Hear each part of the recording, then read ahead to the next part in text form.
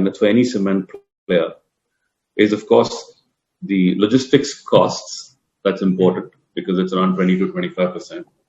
Power and fuel, which is in the plant, it has to be efficient. That's another 20-25%. But between these two cost heads, we're sitting on close to 50-55% of my cost base. Right?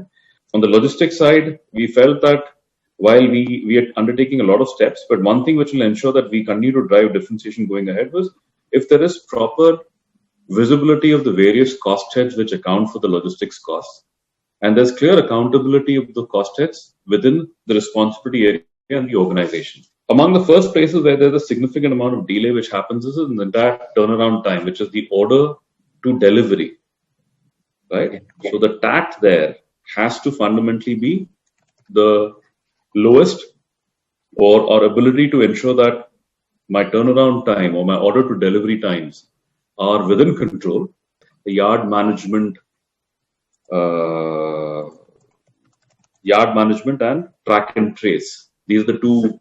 This is our own internal nomenclature that we've used, which fundamentally helps us do this. In addition to this, of course, the logistics side, you have to constantly keep optimizing. And when I say optimizing for the source to the sink, what's the most optimal linkage? The linkage should be something which is in the least or the lowest delivered cost. If I've got proper visibility into the various cost heads, then I can keep optimizing for it because the markets keep varying. The source could be one or two, right? And I need to ensure this link is optimal. That's the second area. We're going to be working on it going forward. For now, we believe this is not an immediate area of importance for us. We want to focus first on the yard management and the track and trace. So this was one part of the journey that we are truly we've imbibed. We've already started on, and across all our locations, before the end of this month, we should have it up and ready.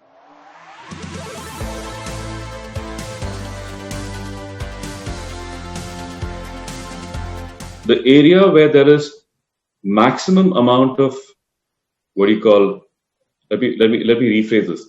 Lowest amount of efficiency or the maximum scope to improve is the bandwidth of the frontline sales officer.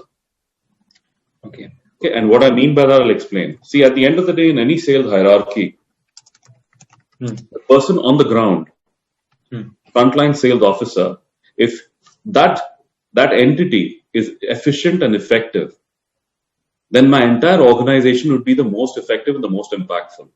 Therefore, there's a fair amount of thought that we have put in that space. And let me break this up into multiple parts. So for me, a frontline person, or the feet on street as we call it, there is a sales officer.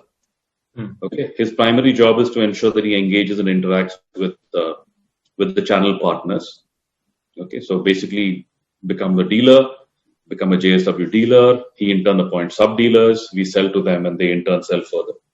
Now, how do I ensure that this person's time, which is what is he supposed to do in a day, the time that he's devoting in a day, is that the most effective? Is it aligned to the company priorities? Is he focusing on the right counters? Is he asking the right questions? Now, all these are inputs that you need to keep providing to the frontline sales guy, right? To ensure that his calls or the effectiveness of his calls when he engages and interacts with these dealers or these sub-dealers is very, very is going to create impact.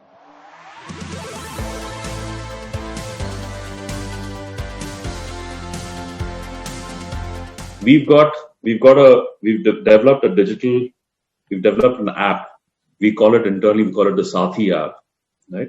What it does is it's run on SFDC is the backbone on which we extract and get all the information from. This is just the front end. And the app is fundamentally supposed to take care of a typical day in a life of a sales officer. Right?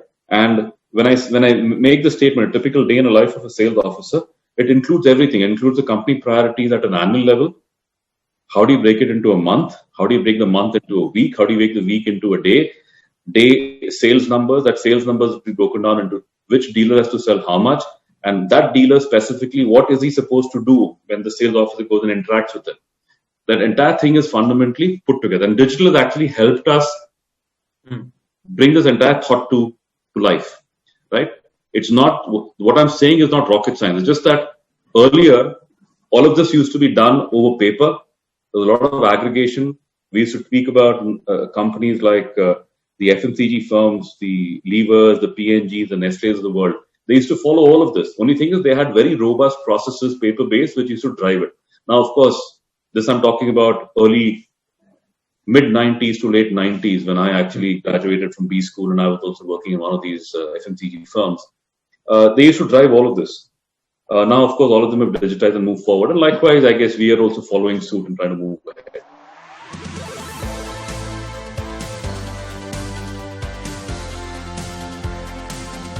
One of the things that you've possibly seen us do very recently is this.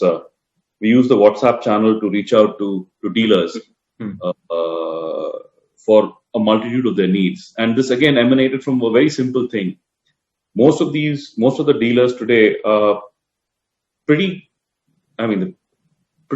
pretty savvy, and they want to be connected with their business 24/7. They don't want to be restricted to a location. And during our conversation with them, we figured that the constant use of WhatsApp or the use of WhatsApp is extremely high, and that's when we said, okay, you know what?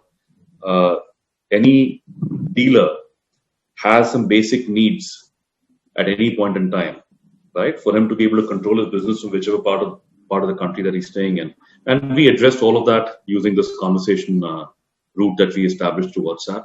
There's a separate dealer app that we're also going to create shortly.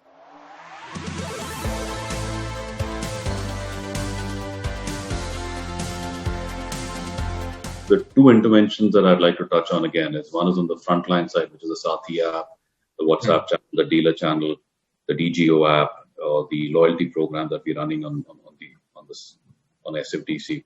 All that becomes extremely important, and coupled with that, the visibility and the information that we can share with our dealers about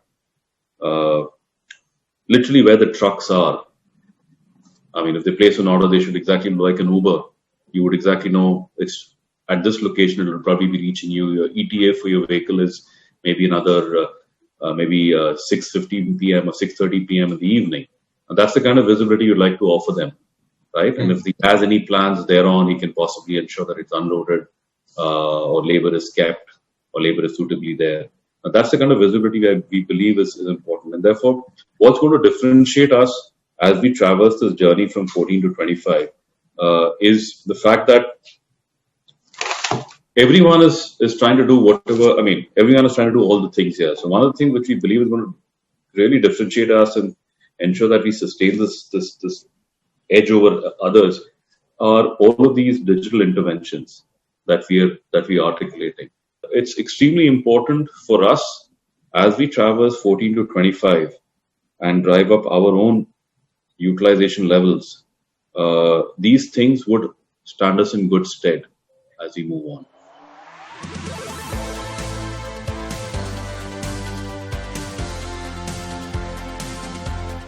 The multiple priorities that we have, we've consciously said, okay, there's only so much that we can chew. So it's not that industry 4, the IoT is something we'll not be working on. That's something which is always there. It's just that was a part of wave 2 of us in terms of trying to roll it out. We want to first focus on logistics, getting the sales organized, focus on power and fuel, which is a part of the operations itself. But now we geared up in a manner to try and go back into the plant and optimize the operations. And a number of interventions are being planned. We're working with actually an artificial intelligence based a company which is based out of the UK. They're going to help us. They've identified a number of use cases. The company name is Peak. So they've identified. They're currently working with us on one use case, but they're going to work with us on a number of other use cases. And I believe that's going to set the base for us to focus on the operations front and take it forward from there. And I do believe that's an area that's going to really drive a fair amount of differentiation as we move forward.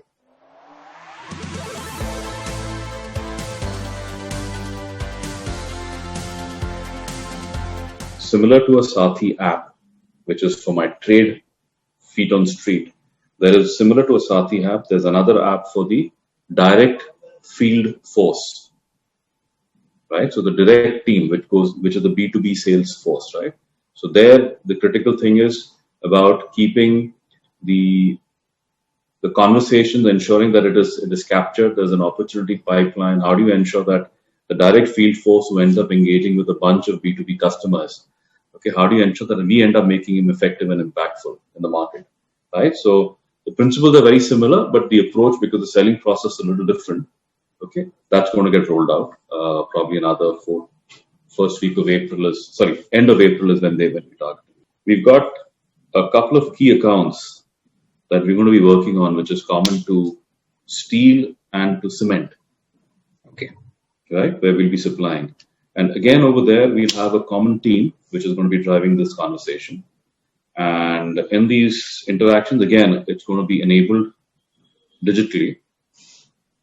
Right? So all the conversations, having identified a key account, this key account would fundamentally be, for example, say a Shapoorji Pallonji or an L&T or a Gammon or whatever it is, right? Because they're the ones who end up buying cement or steel or paint or whatever it is. Now, okay, works very closely with them. So the one person will be based out of Mumbai, the other person in Chennai, the third person in Bangalore, and they will be interacting with the same account, right? And how do you ensure that the interactions are captured? The next steps are understood, documented. So the next time a person in Mumbai is going and meeting a concerned stakeholder who happens to be the purchasing head or the procurement head for everything, he exactly knows the conversation that was had in Bangalore and Chennai. That's visible to him. The next steps are very clearly understood. And if there are any customer complaints or any feedback about our product, about service level, that's also available and we guys address it. So that's the element that we're working on as well.